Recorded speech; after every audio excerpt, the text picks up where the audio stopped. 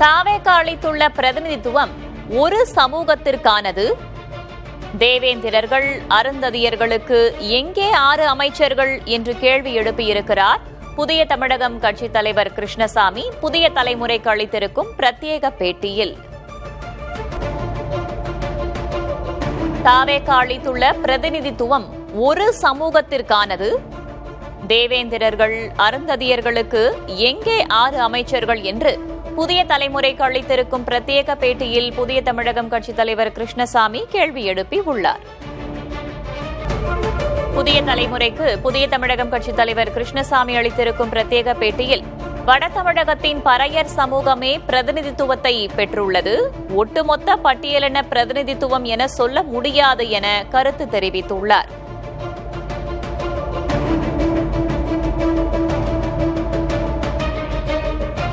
தாவேகா அளித்திருக்கும் பிரதிநிதித்துவம் ஒரு சமூகத்திற்கானது. தேவேந்திரர்கள் அருந்ததியர்களுக்கு எங்கே 6 அமைச்சர்கள் என்று கிருஷ்ணசாமி அளித்திருக்கும் பிரத்யேக பேட்டியில் கேள்வி எழுப்பி உள்ளார்.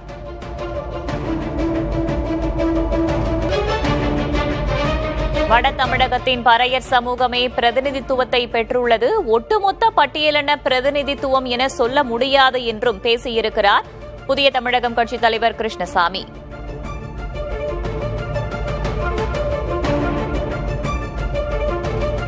இது தொடர்பாக புதிய தலைமுறைக்கு புதிய தமிழகம் கட்சித் தலைவர் கிருஷ்ணசாமி அளித்திருக்கும் பிரத்யேக பேட்டியின் ஒரு பகுதியை பார்ப்போம்.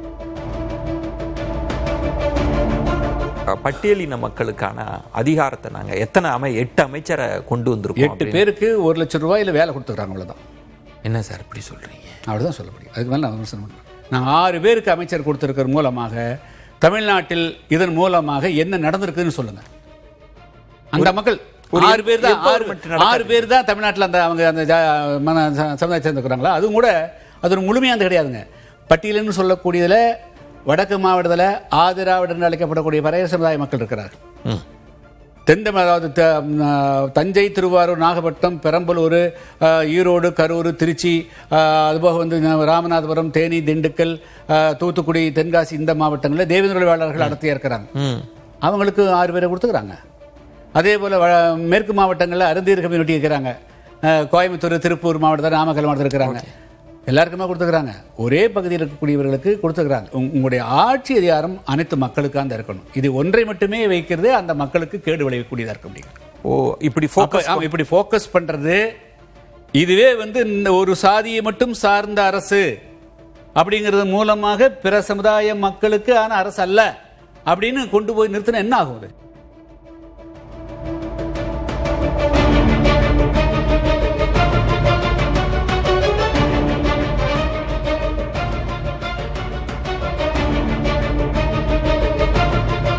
ஒட்டுமொத்த பட்டியலின பிரதிநிதித்துவம் என்று தற்போது தாவேகா வழங்கியிருப்பதை சொல்ல முடியாது என்று புதிய தமிழகம் கட்சித் தலைவர் கிருஷ்ணசாமி புதிய தலைமுறைக்கு அளித்திருக்கும் பிரத்யேக பேட்டியில் பேசியிருக்கிறார்.